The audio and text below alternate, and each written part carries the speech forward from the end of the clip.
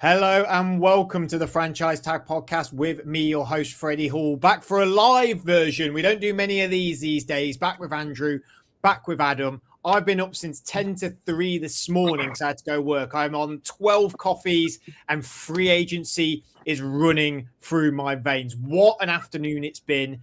It's gone in so many directions. It's been crazy. We don't know what directions it's going to go now because we are coming to you live as free agency plays out. We're going to talk about some of the trade deals that have happened today, some of the free agency signings, but I'm going to kick us off straight away with the signing that has just happened just as we were going live, and that is Mike Evans, wide receiver of the Tampa Bay Buccaneers, has just signed with the San Francisco 49ers. Details of the deal I can confirm to you now, coming from a lot of sources, obviously, around the NFL. It's a 3-year deal. Don't know any money yet. Andrew, is this where you expected him to land?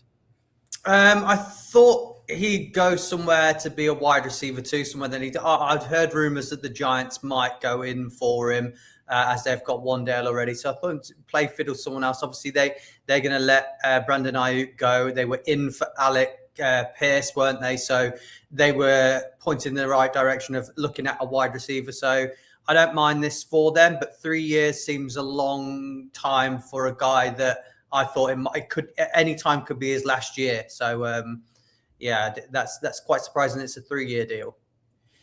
Brock Purdy gets a big guy, Adam, but a guy that has been a little bit injury prone, but a proper secure vet here going to San Francisco. Man, him in this Shanahan offense. Yeah, I'm surprised. 3 years. I don't get the 3-year deal. That seems like a very long deal. I mean, maybe it's very front heavy, guaranteed in the first couple of years, maybe. I don't know. But yeah, I mean, great for Brock Purdy. Obviously, Brandon Ayuk is not going to be there, is he? So, they've got Ricky Pearsall and Juwan Jennings, but Juwan Jennings is a free agent, isn't he? Yeah, he might be out as well. So he might be out. So they needed to bring someone in. Surprised that Mike Evans has left the Bucs. I kind of felt like he was just going to stick around to the end of his career. So, a bit of a shock at that one. Age 32, he goes to San Francisco. As I said, it's going to be coming thick and fast. Lots to talk about. We have got the comment section open as well. So if you want to say anything, pop your thoughts in there. We will talk about some of the trades that have happened today and some of the signings, but we want to keep it quite current, quite recent. Andrew, you were hoping that Jamel Dean, cornerback from the Tampa Bay Buccaneers, was going to sign for your New York Giants. He has signed a 3-year deal to my Pittsburgh Steelers, $36.75 million deal. Don't hate it. I actually love it as a Steeler fan because I think that is exactly what we need. Someone like him, a veteran to partner up with. We signed Asante Samuel Jr. to a 1-year extension. We've still got your man Porter as well, still there, Joey Porter Jr. I mean, annoying for you, would you say? Is there anyone now that you want the Giants to be targeting or looking at in this cornerback situation?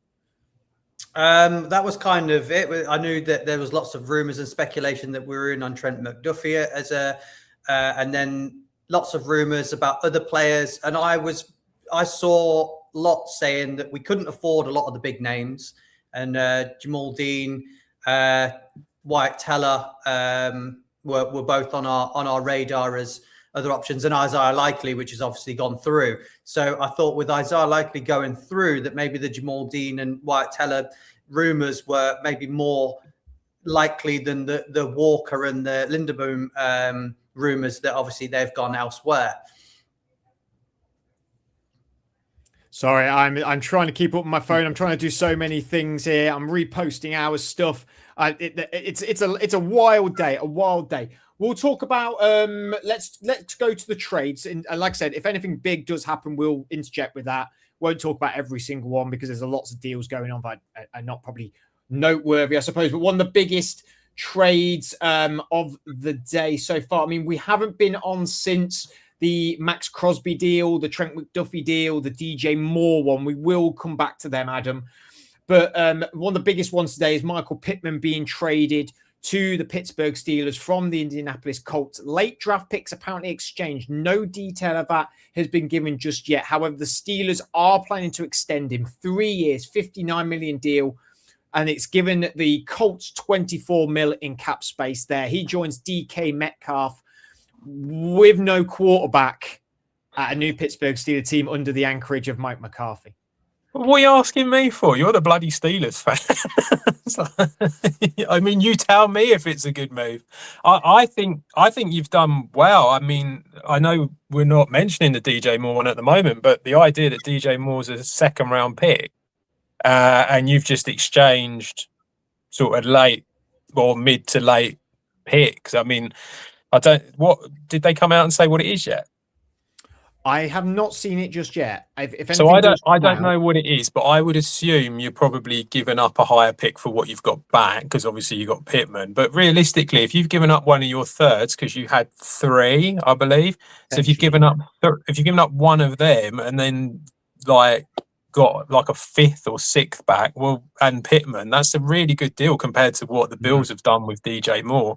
Pittman a year younger, and obviously, you know, the one thing that our illustrious Giants fan came out and said all season long about the Steelers was that they didn't have a number 2 wide receiver. Well, you now have 2.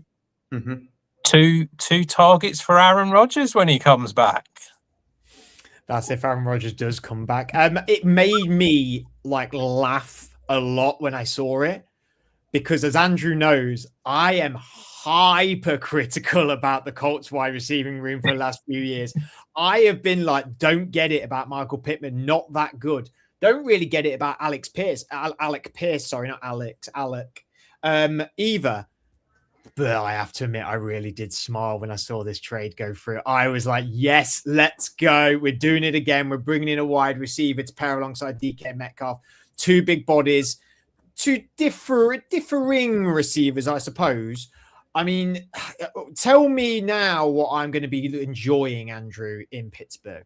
You're going to be enjoying a nice, just over 500 season, one and done in the playoffs. I mean, I know it's good for you. It's a good sign. He's a good player. He'll complement DK Metcalf well. You know, you've got a lot of young, shorter, speedier guys to fill in the blanks downfield and in the slot. So I just worry that you're bringing on board a 28-year-old, and we said that the problems that you had, you know, you brought in Jamal Dean as well. The problems that you had were you needed to get younger. So this doesn't help your let's get younger, let's rebuild. It just kind of re-solidifies that the Rooneys just want to push and roll again and go all in, but not really all in, if that makes sense. You know, there's still areas that you're going to need to fill. You've let Gainwell go now as well. Yeah, well, just signed to the Tampa Bay Buccaneers. So you've got nothing overly at running back, which was an area that you wanted to address, and you brought in an older player. So I think it's a good sign. He's a good player, and he'll complement the team. I'm just not sure the direction for the future. I completely agree with a lot of what you're saying. It's not exactly a direction that I want to go with the Pittsburgh Steelers, but you can't deny the talent of him, even though I have done a lot over the years. Maybe he comes to my team and and we'll see what happens. I mean, I'm going to always support the players that we bring in. It is exciting. I think the Steelers' last 2 seasons have made more exciting moves and more splashier moves. And, it's going to continue. And you're right. Maybe we'll see in the draft some moves by the Steelers as well. It seems like we're not afraid to do that at the moment. Focusing a little Sorry bit to bore people with a tiny bit of draft chat, but I was just wondering, do you not think that now the Steelers need to go out and get themselves a wide receiver? So they've got 3, a slightly speedier guy, someone like Casey Concepcion or Omar Cooper to sort of really, give variation in that attack now. But potentially, I wouldn't hate it. I just do still think that running back thing's a problem. I don't think you go first round with that. No. We will talk about it, but Travis Etienne being signed by the New Orleans Saints today, that is someone who I would have loved to have just slotted in there. That would have been really fun to have. I mean, I never even thought about, I didn't think Kenneth Walker came into my sphere, to be honest with you, in terms of someone that we'd go for. I just didn't think we were probably attractive enough for him. However, Etienne, I mean, he has gone back there because he is from Louisiana. It makes sense. It also makes sense for their team a lot as well. I mean, Alvin Kamara still out. That could be that could be an avenue that we go down. It's sort of trending to what we're doing, like Andrew said, with investing in a little bit of older talent rather than the younger guys. So yeah, it'll be fascinating to see what the Steelers do come draft time. Couple more trades today. I'm happy with whatever you want to focus on. I suppose you probably want to focus on your Packers, really, Adam. With apologies, sorry, I'm so excited, I'm losing breath. Zaire Franklin, linebacker, being traded from the Indianapolis Colts to the Packers. You traded them Colby Wooden, defensive tackle. Got back Zaire Franklin. You also traded Rashawn Gary, edge / defensive tackle hybrid, to the Cowboys. Got back a 2027 4th-round pick for him. Another one today was Minkah Fitzpatrick, being traded for a 2026 6th-rounder from the Miami Dolphins to the New York Jets. New York Jets having a humongous day in terms of signing people and trades. They are really active today. But Adam, sticking on your Packers, been active today, mate? Well, we haven't bought anyone in. I mean, Zaire Franklin came in yesterday. I mean, yeah, I mean, I think it'll be a good addition. Quay Walker is going to go to free agency. He hasn't really been that great. It hasn't really worked out. So it kind of makes sense as someone to bring in to sort of like replace him. What were the other ones? Rashawn Gary going. 4th-round pick in 27. I'm not against it. Rashawn Gary, unfortunately, he's been a bit of a funny player, to be brutally honest. It's like at times he goes on little runs of games where he has sort of like a good 5-6 run game, but he can never create a whole season of production, and it just doesn't really work. When you look at what was going to be the cap hits over the next 2 years after this, it was going to be quite a lot. I think they were going to be higher than what Parsons' ones are, actually. So the fact that they've moved on from him kind of made sense. Obviously, Malik Willis has gone. We knew he was going to be going as a free agent. He's gone to the Dolphins. So, that kind of makes sense. I think we'll just find another backup quarterback. Yeah, I doubt we'll do anything particularly splashy. We don't normally. We did last year, which was a massive surprise. So, the fact that we've done it that 1 year, I can't imagine we'll do it 2 years in a row.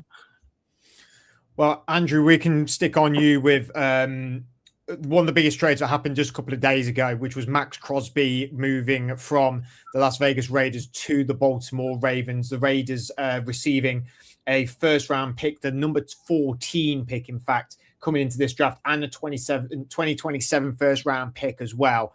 I mean, just a stud edge rusher being inserted here into this Ravens defense. It's already got a lot of guys across it and a lot of good players. New head coach as well, obviously, in Baltimore. I mean, Joe Burrow must be pretty miffed that he's now got to face TJ Watt, Myles Garrett, and now Max Crosby coming into this AFC North division this season. A huge win by the Ravens in my book. However, now is the pressure. It's got to be Super Bowl or AFC Championship or bust at this point now. Yeah, definitely. I think it was a great trade for both sides. I think both were winners in this trade to have the 1st and the 14th pick, and then picks next year as well. And a team that's got a lot of holes is really good for the Raiders. So I think it was the right decision for them, and it's good for the Baltimore Ravens.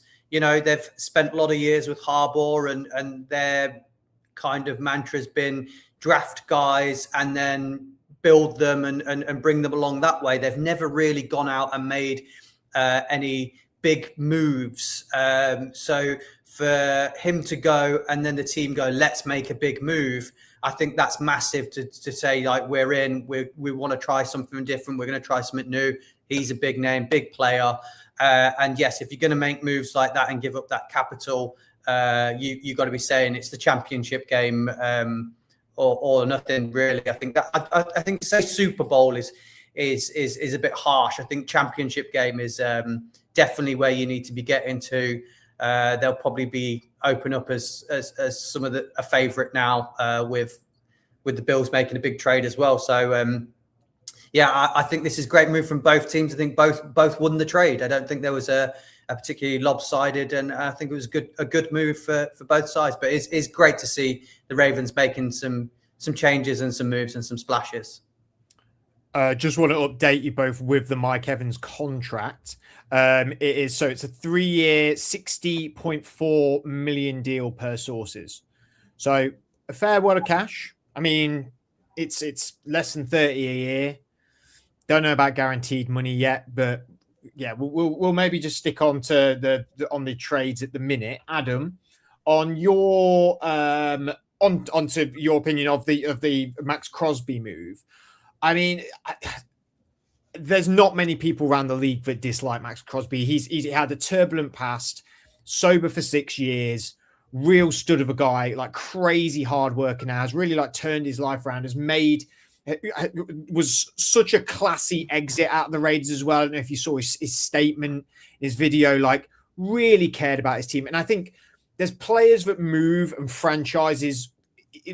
We've talked about it before about movement within college football and how like it's tribalism and stuff like that. But the Raiders fans have surely got to be a bit like, go ahead, Max, go and win something somewhere and really cement what some may feel at the end of his career as a Hall of Fame career.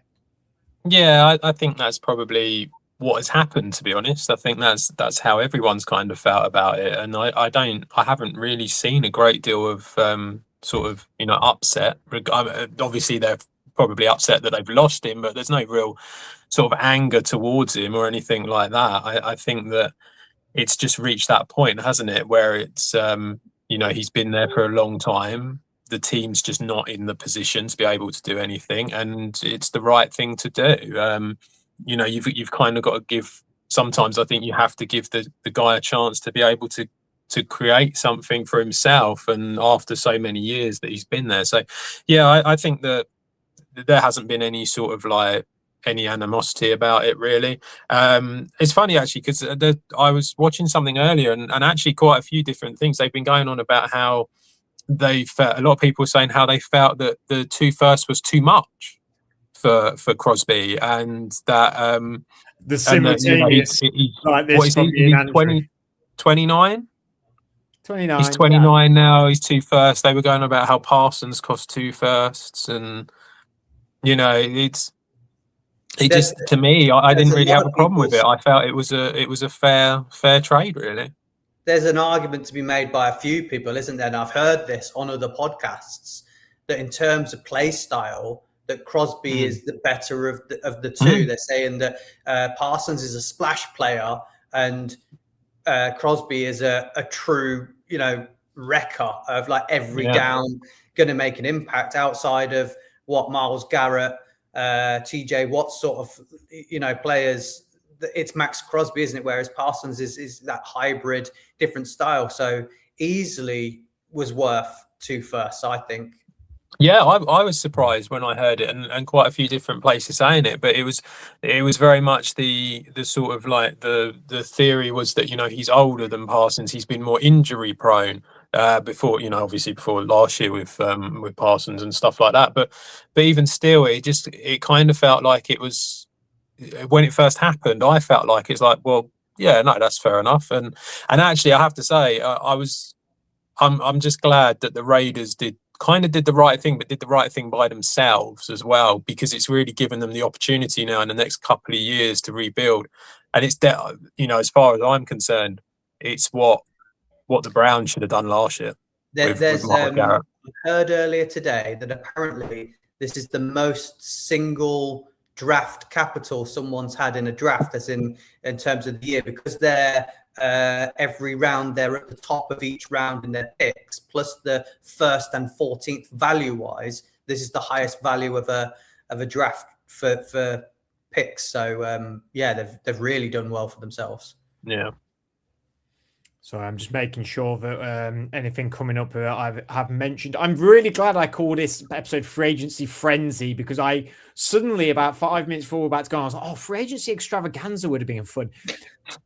And then on the side, I saw Pat McAfee's Free Agency Extravaganza live now. And I was like, no, well, maybe we could have got on the algorithm. We could have got maybe a few more. I don't know. It may have worked and maybe not. But like I said, comment section is open if you want to talk to us, I suppose. Do you want to quickly cover the Trent McDuffie trade from the Chiefs to the Rams? A 26th first-round pick, 5th round, a 6th round, and a 27th third. The Chiefs got for Trent McDuffie, and also the DJ Moore, a 2026 5th-round pick for a 2026 2nd-round pick that went to the Bears, and the Moore going over to the Bills. Andrew, you can choose which one you prefer to focus on, but both good moves, I think, for all 4 teams, to be honest with you. Yeah, I mean, the LA Rams really showing that they're all in again. They're really riding the Matthew Stafford each year now, and they're just going to keep padding it.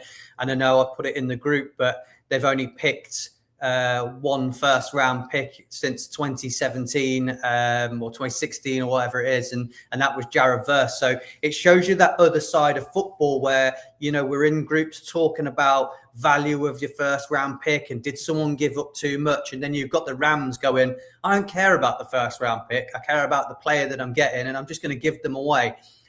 So to go out and make this move again, I think really shows that their identity and what they want to do and how they're going to win it. So I think it's bold, and I think it's the correct move for them. You know, with the capital that they've got, they didn't even give up the highest one of the picks, did they? I was going to say it helps that they've got another first-round pick so that they can go and give one up. Own, didn't they? So you know, to be in that position where you was like a Super Bowl favorite mid last season, and then, you know, you've got those picks and you can give them up and go again. It's good moves from the Rams, I think. And the Bills gone and got DJ Moore, number 1 wide receiver for them now. It was something we said they needed last season. I think it's a real positive for them, Adam. And Chicago showed last season that, well, we've got Luther Burden, we've got Rome Odunze, and we've got Colson Loveland. We don't necessarily need an aging wide receiver on this team anymore. I think going out and getting a wide receiver is what they needed to do. It was obviously something that they've struggled with. The only thing I would say, well, there are a couple of things. I think the price is way over. I have to say, I don't agree with it at all. I mean, I think the Pittman trade now tells you that it's way over. But also, I just, do you think that's a bit of Bill's desperation then? Yeah, absolutely. I think it is, and I find it's a strange one for them to do, because it really does go against everything that they've done previously. I know they've brought in wide receivers, sort of older wide receivers, and who've tried to plug the gap. But, you know, the chances of this changing too much I know Sean McDermott's not there, but Joe Brady was the OC. It's unlikely that things are going to change a great deal, because he was calling the plays as the OC. So the idea that they're suddenly not going to become this run first team, which is what they have been for a long time with James Cook and Josh Allen, the idea that all of a sudden that DJ Moore is going to be sort of used a lot. I think they needed to get a wide receiver. In fact, I feel like they needed to probably get a couple. But the idea of paying up a second for him just feels a bit high. And I feel like the Pittman trade has just sort of just shown that.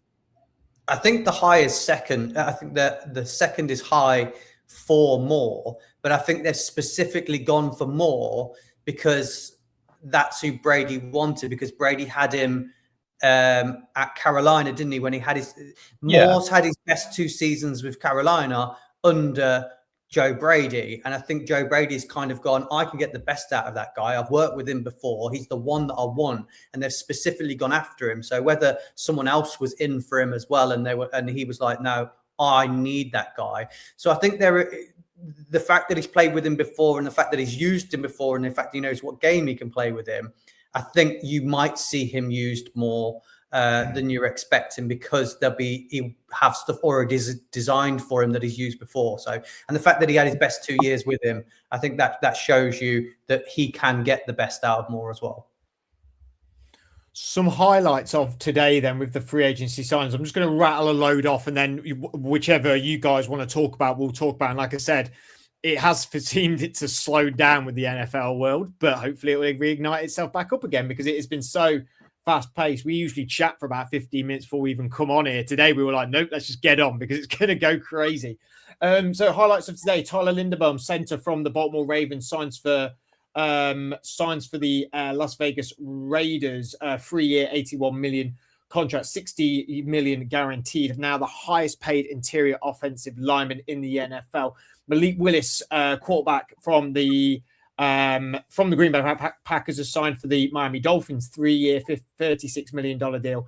Alec Pierce has re-signed with the Indianapolis Colts after the Pittman move. That is a 4-year, $116 million deal. That's a lot of money for me. Kenneth Walker, running back, MVP running back, may I add, has been signed by the Kansas City Chiefs, 3-year, $45 million deal. Jalen Phillips, edge rusher, formerly of Miami, formerly of Philadelphia, now at the Carolina Panthers, 4-year, $120 million deal. Isaiah Likely, signed by the Giants, 3-year, $40 million deal. Travis Etienne, signed by the Saints, 4-year, $52 million deal. David Edwards, guard, formerly of the Bills, gone to the Saints as well. The Saints have been very active today. 4-year, $61 million deal. And to end on, Wan'Dale Robinson, wide receiver for the Titans, 4-year, $78 million, 38 guaranteed. Hate that contract for me. Hate that contract. Who do you want to pick apart first? Who do you like? What do you like? What don't you like? Have I not included some of them on there? Is there someone that I've forgotten about? Where do you want to start with this? Adam, you go on. You take the steering wheel here, buddy. I think for me, the surprise, and I know that Gareth in our chat came out and said that basically the Eagles just couldn't afford it. But the idea that Jalen Phillips has gone on this massive 4-year deal to the Carolina Panthers, this Panthers defense that has got so much spent into it already has now had this put into it as well, and it's crazy how much money they've now put into it. And I like Jalen Phillips. I think he was decent at Miami. I think as soon as he went over to the Eagles, he looked good again in that system. And he'll probably do really well for the Panthers, but it seems like a hell of a lot of money for this Panthers defense, which has already got a lot of money in it. And also just generally, I'm surprised that the Eagles didn't do something to keep him there. We've got Howie Roseman, so well known for being able to manipulate contracts and change things around to get the guys they want. There was a lot of chat that they wanted him and they wanted to keep him. So the fact that didn't happen and they've lost him is a surprise. It's pretty wild. The Eagles have done nothing today so far, really. They've done absolutely nothing. Just come in, Chargers, ex-Charger guard Zion Johnson has reached a 3-year, $49.5 million deal, including $32.4 million guaranteed, as per Adam Schefter, who some people think is a bust, bear in mind. He's gone to a bust-style team. He's gone to the Cleveland Browns. They're giving him big money to go and protect Shedeur Sanders. Andrew, Jalen Phillips, I mean, you can talk about maybe a player for your team, if you like Isaiah Likely, or potentially, I suppose, the Tyler Linderbaum thing, because you really wanted him at the Giants, and instead he's gone to the Raiders. Yeah, I thought, the connections with him being a Raven and us having Harbaugh, it kind of put two together in an area that we need O-line help. So that would have made sense. But I said prior to going into free agency that our cap space wasn't great. We're going to have to cut people and trade people to move some stuff around if we want to bring in any of the bigger names. So the fact that we missed out on him doesn't surprise me with how much he's been paid, his highest paid now. And the Raiders need that person. They're obviously going with Mendoza. Why not get one of the most talented centers who can, that relationship between quarterback and center is where it all starts for him. So that's a great move for them, an area they need. They've made a few moves today, haven't they? They brought Eric Stokes back and they brought in Jalen Naylor as well, haven't they? The wide receiver. So a few moves from the Raiders I think are all quite positive. So it looks like they're pointing again, like in the right direction. And the likely one for the Giants, I'm quite happy at that one. I've always liked Isaiah Likely. I think he's very talented, and I said to Adam, I think maybe on the last time we were on the show, that I could see us bringing in another tight end. I know we've lost Bellinger to the Titans as well. He's gone to go with Daboll. That's two players that have gone over to the Titans to play with Daboll. But Likely, Theo Johnson, we brought back one of our other tight ends as well. So it was a move I could see us making. I think it only strengthens. He's a good weapon as well for Dart. So that's excellent as well. But I think there's a trade. a free agent signing that we've kind of gone under the radar quite a bit that we've not mentioned. I feel like he was one of the bigger names. And I find it quite odd that he's gone to this team because they've re-signed a running back already. But Tyler Algier has gone to the Cardinals. So Algier, and they've re-signed James Conner and Trey Benson. Like I say, I saw a fantastic, I don't know who posted it earlier, but it was a headstone fantasy football thing saying RIP Trey Benson for fantasy football because, he's just going to be sort of fun. I mean, I think Algier is really good. Tyler Algier and James Conner are the same type of running back as well, is it? James is a bit injury prone. I assume the theory behind it is to replace Connor eventually. That's kind of the idea, and that Connor's probably. I thought Benson was supposed to replace Connor. You know, he looked good. Well, yeah, he was, but it just hasn't happened, does it? I mean, even with Connor being out, Benson didn't really. He gets injured all the time, and he didn't look great even when he was out there. So yeah, it's not a massive surprise that they've gone for Algier, but obviously it's. It does kind of feel like they've got 3 running backs that are all the same. But they spent like what, 12 million a year on him on Algier. Do you not think they need to fill a lot more holes than running back? Yeah, they probably do, but I suppose. Look, I mean, I think the Cardinals probably know where they are and that they're not really going to be competing anytime soon. So let's stick on running backs. Kenneth Walker, Super Bowl MVP, Super Bowl champion, goes to a team that knows all about Super Bowl rings.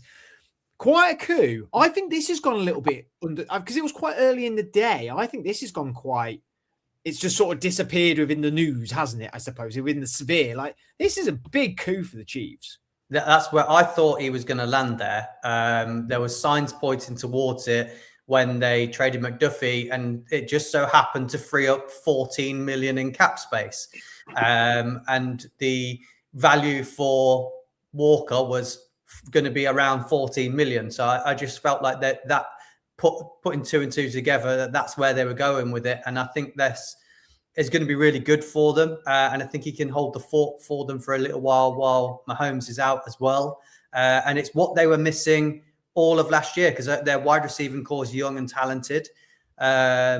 So they brought back Kelsey. So I think this is a really good move for them. It was the piece they were missing, and he's very good in the receiving game. So, this is a big win for the Chiefs, and might put them back on track quite earlier than expected. And then on the other side of it, Travis Etienne signing with the Saints, 4-year, $52 million deal. They've also signed David Edwards, as I just said a moment ago. Looked pretty good at the tail end. A podcast that I listen to a lot with former NFL scout John Middlecoff, who I have a lot of respect for. I think he's really, really good, and not many people know him. Even Saints could be a team that could double their wins, could get to 10+ wins this year. I think they're making moves. They're making some very wise moves, I think. They're cutting that cap. They're wiggling it around. Shook might not be the guy, but he looked like he could be something. And then they've given him a competent running back in Travis Etienne. They're putting in protection. They're getting rid of some of the dead weight. I think they're making some smart decisions. I think they're probably making the right moves. I think the problem for the Saints is that there's going to be, personally, I think there's a limit to what you're going to get from Tyler Shook, and that's what's always going to cause a little bit of a sort of like they're only going to go so far under him, I believe, unless he develops incredibly well in the next couple of years. It just feels like it's probably not going to happen. But that doesn't mean that they can't be. I mean, they weren't far off, were they, from winning that division, to be brutally honest? I mean, there wasn't much between all 4 of them by the end of it. It was kind of like a couple of wins. So I think they're not far off from, doing that. But yeah, I think they're. I think the ETN move. It's one of them moves where it's like you need a running back, but you're not kind of ready to do anything. So why are you putting so much money into the running back room? It's a strange one. It's not the first one you go for, is it? Highest paid running back room last year, didn't they? So that means that Kamara is definitely getting cut. But yeah, you say that they could make some moves, but outside of Chris Olave, what's their wide receiving core? It's Mason Tipton and Vele. Have they still got Vele? He went out. No, he went to the Broncos, didn't he? No, well, he was at the Broncos. I thought that the Oh, Saints. did he go to the Saints after? Oh, okay, maybe. Yeah, It feels like it's a move that they didn't necessarily need to make this year. But No. maybe it's a case of next year the player won't be there. I don't know. Maybe that's the problem. I think they need to focus on wide receiver. Should we look at maybe some ones that are still rumoured, players still out there? I mean, Trey Hendrickson, still out there. Tyreek Hill, still out there. Kyler Murray, still out there. Tua Tagovailoa, still out there, but maybe not for longer. It's been all the rumour today that the Atlanta Falcons are looking to take Tua as, I assume, a backup. They can then have two lefties in the building. I mean, Adam, is it... Well, why have one injury-prone quarterback when you can have two? Hey, and they're both lefties. It's great. So yeah, I mean, what could possibly go wrong? Yeah, I would assume the theory is that he's going to be. Well, I imagine they're going to come out and go. They're going to have a camp competition as to who the starter is going to be, is what they're going to say. But I would assume that, and we know how well that goes all the time. Yeah. Will Penix be fit for the start of the season? I don't know. Miss the start of the season. Yeah, it's entirely possible that they've got themselves a starter if they do end up going for him, which it looks like they will. And then obviously, once Penix is fine, then he can come back in. But yeah, it's funny, isn't it? After going crazy and spending an absolute fortune on Kirk Cousins last year, they've now gone and got themselves one on the minimum salary because Miami are going to pick up the pay for him. So it's weird how it happens, but yeah, maybe Atlanta have learnt their lesson after last year. What do you think, Andrew? What do you think of the Falcons maybe potentially signing? What do you think about, Tyreek Hill, Trey Hendrickson still out there in the ether? Yeah, I think Trey Hendrickson, they'll be the next one to be the big move. I think there's probably, with how late it was of whether he was going to be brought back by the Bengals, there hasn't been those behind the scenes conversations that there has been with the others. Because, the day it opens that you can have chats with people, all of a sudden the deal's going through really quick. So I think there's probably more people talking to Trey Hendrickson than he wants to think about his decision. Tyreek Hill, we've known that he's going to be free for ages. I just think there's probably some other issues there, price and off-field issues that might be putting people off. Maybe he's the one that the Saints go for. I don't know. Maybe that's the area they go for with it. I think Shaheed's probably might be going back there. I think that might be an option. That'd be the best trade ever, wouldn't it? You trade him for a fourth to the Seahawks. He becomes a free agent. You sign him back. So that could be a good little move. So yeah, outside of them, I'm not really sure. I'm not surprised that the others are still sat there. They're all a lot of older names, isn't there? That kind of people will want to wait and sit on what's going on with the draft. I think a little bit as well, won't they? Yeah, I'm a little surprised that Romeo Dobbs hasn't come up yet. That's one that surprised. I thought someone would have taken him on by now. Might be a tomorrow thing, or maybe through the night. You never know. Sticking on sort of trading, I suppose. I mean, three names that keep popping up today: AJ Brown, Jalen Carter, and then late in the day, Trent Williams. Then the three names that I've seen sort of cropping up. Again, two Eagles players. We saw Jordan Davis get that extension. Jalen Carter. It's always been the human being thing that has been the sort of blockade with him, with the problems that he had at college and some of the antics he's had in the field in the NFL. No one can deny the talent he is when he's playing. He's playing well. AJ Brown, it's been rumbling for ages. And then Trent Williams, I think it's just more of a money thing with him at the minute. I'm not really sure what's going on with that because he loves being a 49er, obviously former Washington player. Think either of these three get dealt? Either of you? I mean, it feels like the Patriots have been very quiet. And I'm surprised that they haven't done something yet. And they've made an offer, haven't they, for AJ Brown?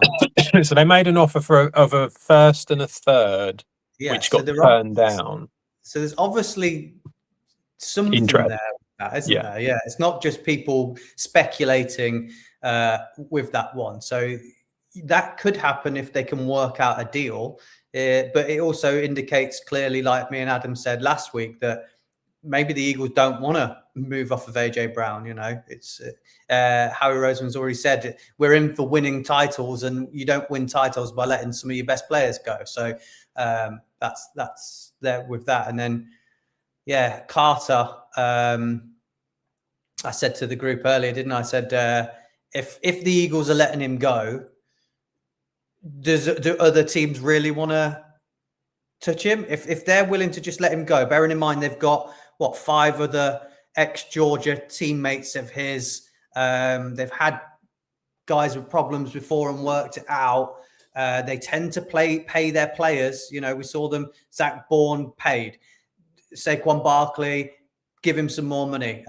So we've seen them pay their players before. It's not as if, like Adam said it earlier, how we can move the salary cap round and bring them back. So if that's the issue, money wise, I don't think it's a problem. They will just move it around to bring him back. So if there is areas that he's out, I think it's because he can't settle there and he's got his teammates with him. So I think that's a bit of a red flag, and someone might overpay for him because of the talent and might not get what they're expecting. John Franklin Myers has just been signed by the Tennessee Titans on a 3-year, $63 million deal with 42 guaranteed. Titans are throwing money around today, and I don't necessarily think it's on the right guys. Would either of you agree with that? I think he's good. I just don't think he's 63 million good. Same with they've got a lot of cap space, haven't they? And I think that maybe they're probably finding that they need to go out and spend more in order to get guys through the door, in order to get them in. It's just how it is, isn't it, for some teams? This just stinks of the Patriots under Belichick when he threw a load of money at like Jonnu Smith, though. Yeah, but that year they went out and got like 15 free agents, didn't they? It was crazy how many they did that year, and a lot of them were quite cheap as well, sort of thing. So I don't think he's not a bad player. I suppose, like you say, it's more just the money feels high for him. But it's like I think some of these smaller teams have to pay more in order to get people in, and it's just how it is. The Wan'Dale Robinson one it's a lot, isn't it, for Wan'Dale Robinson? It feels like a lot. It's not the sort of amount that you want to be spending. I mean, I remember what was it, about 3 years ago or something, when Christian Kirk got paid an absolute fortune, and we were all like, why is he getting paid so much compared to some of the bigger names around? And it all, it never felt like it was worth it, but they had to do it to get him in there. So it was just, I think sometimes it's just what happens. Got some Giants news. Oh dear. What position do you think it is? Offense or defense? Defense. What position? Linebacker. True. What player? I'll have to. I knew we were in the market for a linebacker. Chicago and Buffalo. Say again? Edmonds. Tremaine Edmonds, yes. You've just signed him to a 3-year, $36 million deal with 23.7 guaranteed. That's a good signing. Yeah, I got no issues with that. I knew we'd be in the market for linebacker after Bobby Okereke is going to be gone. So it was definitely a need, wasn't it? Yeah, for sure. No, I like that. I think that's pretty. Have we seen that Devin Bush has gone to the Bears? Has that been mentioned? Fred, obviously a former Steeler that used to really like him. I saw someone tweet something earlier about what a fantastic signing would be, and I was like, he was all right at the Browns, but he wasn't Carson Schlesinger level, and he was a bust for us, really. Even though I love him, and I've got his jersey because he's really the first player that I sort of. I suppose, like, when I watched the draft, it's the first one I sort of registered whilst watching the Steelers for the first time. So I was like into it and I enjoyed it, and that's why I got his jersey. But he never fulfilled his potential with Steelers, and he's sort of dotted around a little bit, and he was all right at the Browns last year. But I think the Bears is a good team to go to. Like, if you're going to go to any team, go to the Bears. It can perform you a bit of success. He played well enough last year to sort of earn him, I think, a contract at somewhere else, which is good. So I think it's decent. Colts have just signed Titans edge, former Titans edge rusher Arden Key to a 2-year deal, and Charlie Kohler of the Baltimore Ravens has just signed with the Chargers. I think that's a pretty decent signing, to be fair. Anyone surprised that Leo Chanel hasn't been signed? I thought it was about to pop up straight away that Leo Chanel signed for someone, but no, it hasn't. I'm a little surprised. I think he's a decent player. It's interesting. He's only 25 as well. I think he's been good for the Chiefs. Surprised that someone hasn't taken a punt on him. Nakobe Dean. There's a lot of linebackers here. Nakobe Dean hasn't been signed. Nakobe Dean's another young guy. Devin Lloyd. He's been injured a lot, Nakobe Dean, hasn't he? Yeah. I mean, I like Devin Lloyd a lot. There's a lot. One of the first person I think I ever interviewed for the Franchise Tag podcast, which was obviously very good fun. Oway at the Chargers, another linebacker. There's a lot. The draft linebacker class looks decent though, so you do sort of wonder if a lot of them are going down that route for him. But I'm surprised that some of these guys are not picking anything up. Tariq Woolen for the Seahawks. It wouldn't shock me if the Seahawks go back to the well with him, though. True. It wouldn't shock me, to be honest with you, at all. It feels like it has slowed up in the last half hour. Do you think it's maybe gone a bit mental today and this will continue for a few days? Or do you think this is a bit of a... Yeah, I mean, we've never had it, I feel like, this busy. And especially with trades as well. And we said that we thought there was going to be a lot more trades because the free agency market wasn't as elite as it has been in history.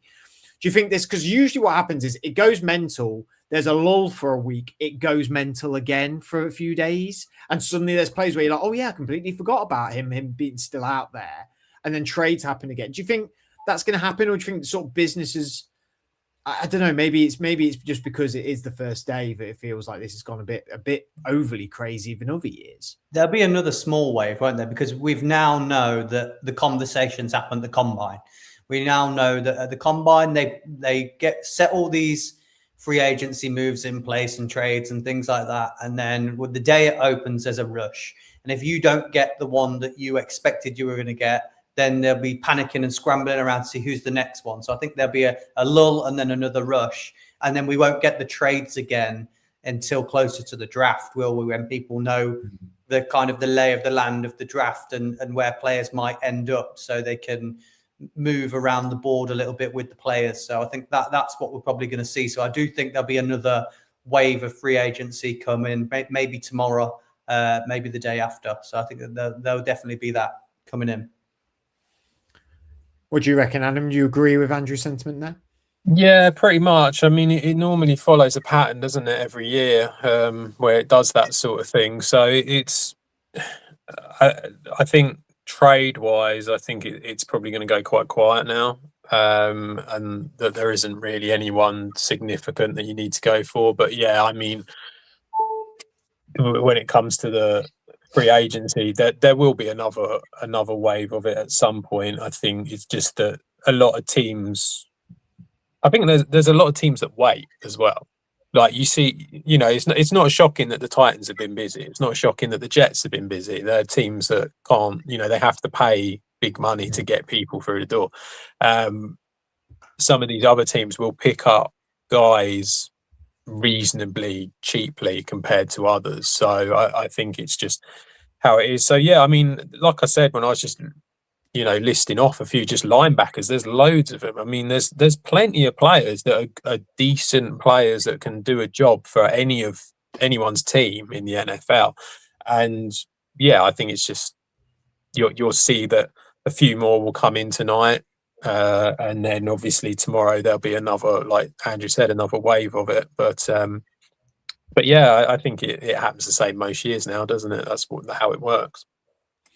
It is so exciting, isn't it? Like as soon as it started happening today, it was just so fun. I mean, like you really couldn't take your eyes off of your phone really at one point. It was just like so fast paced and so interesting. Obviously, because now we are so social media connected, I mean, there's a lot of falsity out there as well. If you don't follow the right people, they'll put stuff out there or sort of jokey accounts and stuff like that. I mean, I sort of have the guys that I think are incredibly dependable, you know, the Rappaports of the world, you know, that sort of thing, and Schefter.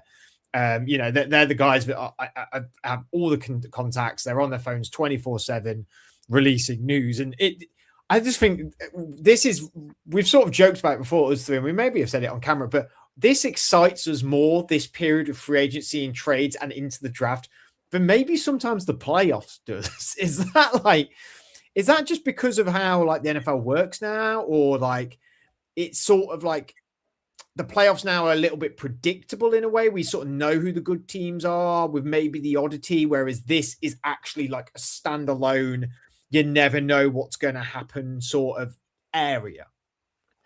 I personally think it's because everyone's involved. So every team is involved in this. In the game. You know, apart from the Packers who decide to do nothing normally. But I'm really sorry to interrupt. The Titans have signed another ex-Giant. Was that their fourth? Cornerback Cordell Flott, 3-year, $45 million deal, 32 mil, fully guaranteed. That is a lot of Giants players. Maybe clearly Brad Daboll was liked within that Giants building. But sorry to interrupt you. Yes, I agree with you that it's a lot. Every team has skin in the game, don't they? It's part of the brand as well, isn't it? Yeah, like the NFL brand has very good at marketing these smaller little things to make sure that NFL is always on the telly and always in the news. I think it's what separates the NFL from basketball and baseball, because free agency in the NBA just doesn't have the same buzz. It doesn't have the same, you know, it's just, you know, players demanding and moving. Whereas this is, like Adam says, it's very inclusive. So it's part of the brand and what separates them from other sports, which is fantastic. I think it really makes the game. So in terms of trades now, we said that, you know, maybe it's going to be a bit of a lull. It might be towards the draft now. I mean, do we expect maybe this draft to be very movement in trades as well? We've sort of seen the last few drafts, it become a lot more of a trendy thing to do. People are less scared. I mean, there's teams now, what is there, 4 teams with 2 first-round picks this draft now, I believe. And that is, who's that then? That is the Raiders, the Jets, who else is there? Ooh. The Rams haven't any more. The Rams haven't any more. Who else has got multiple first-round picks now?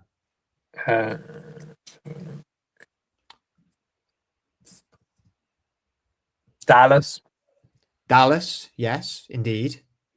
That'd be it, because the Rams don't have theirs anymore. The Rams don't have any more, because it was for Kansas City. Oh, Kansas, yeah, of course. Because Kansas they got the Rams from the Falcons. No one wants that pick. So wait, have we now? So weren't the Rams at 13 as well? The Rams are at 13. Yeah, that's why. That's like I was saying. Why? You know, it's all well and good them coming as when people say like, oh, they're happy to spend all their draft picks, but it was, you know, kind of helpful that they had the Falcons pick from last year, which has given them the 13th pick this year. So it's like, yeah, they are, but it means we've had movement at 13 and 14. So yes. it would have been Rams, Ravens, and now it's still Rams. Right. Yeah, it's Rams Raiders now. It would have been Rams gave away their 20 whatever, the 20. Oh, the Chiefs gave away their 29th pick and they've still got 13. Yeah. Oh, so that's fun. I mean, that is still fun. I mean, the Rams and Raiders there, that 13-14 pick could make a lot of moves. Adam, we've been talking about this quite a bit. Do you actually see there being many trade ups in the draft in terms of we've talked about the skill level of this draft not being as good as I know there's edge rushers, but do you see anybody actually trading up in this draft? No, not really. No, it's look. I think well, look, I think you might get people who are like, I don't know, you'll get a team like the Eagles who are like 23. If they suddenly like a player and they think they're not going to get it, they'll move up 2 or 3 spots. I think that's very likely to happen multiple times. And I think that's what we're seeing now when it comes to the draft. When you were saying it's like teams are more willing to trade, I think they're more willing to make them sort of trades. I don't think there's many sort of massive moves up, but I think that kind of trade, I think you'll see plenty. When it comes to any big moves, I don't see it, because you kind of need to have a player, or you need to have a player who's really good and the class not be very good in order to do it. So you could argue the 3 wide receivers, possibly. That's the one that I sort of think of. Oh, they might go for that. I don't see anyone going mental for anything else, because the edge rush a lot, pretty strong depth. The O-line, reasonably strong depth there as well. The linebackers, there's quite a strong depth. I just kind of feel like, look, there's one running back who's like head and shoulders above everyone else, but I just don't think people are going to trade up that much for a running back anymore. Even though what you've seen, they just won't do it. So yeah, I think it's unlikely you'll get any big moves, but I think little trades, like moving up 2-3 spaces, I think that happens now pretty much every year, doesn't it? Well, Denver may not be looking for a running back in the draft anyway, but the J.K. Dobbins is staying in Denver. It looks like they are re-signing him. No confirmation officially on that just yet, but that is heavily rumoured. Andrew, Adam, thank you very much for joining me. We have gone nearly a full hour. I'll probably just do anecdotal stuff now to try and get us that hour mark, just to wring out the cloth of the last few minutes and hope that something crazy may happen and we extend our time, which will infuriate our partners who probably want to sit down and have dinner and enjoy our company. But I hope you've enjoyed this. The Titans have signed someone else. Well, they've signed quarterback Alontae Taylor. They have. Oh, I just thought, as we were doing it, it feels like a Titans show. So maybe they are doing what the Patriots did. They are throwing a lot of money at players, and I just don't think it's the right players for me. I don't know. We'll see. It may come together. We don't know. Andrew, Adam, like I said, thank you very much for you guys joining me. So, and this is the first live that we've done in a while. So I don't think we've been that rusty. I think we've been fun and it's been enjoyable. Enjoy the rest of your evening. Enjoy the rest of the few days in this free agency and trade period. More fantastic draft content coming from Andrew and Adam coming up very soon. I know these guys have been filming some really great content, more about the players that are coming up in this upcoming draft in April. So lots of exciting things coming your way at the Franchise Tag Podcast. Until then, we'll see you all again very soon. Make sure you keep your notifications switched on for any more moves or trades. It's heating up out there in the NFL world. Thank you again.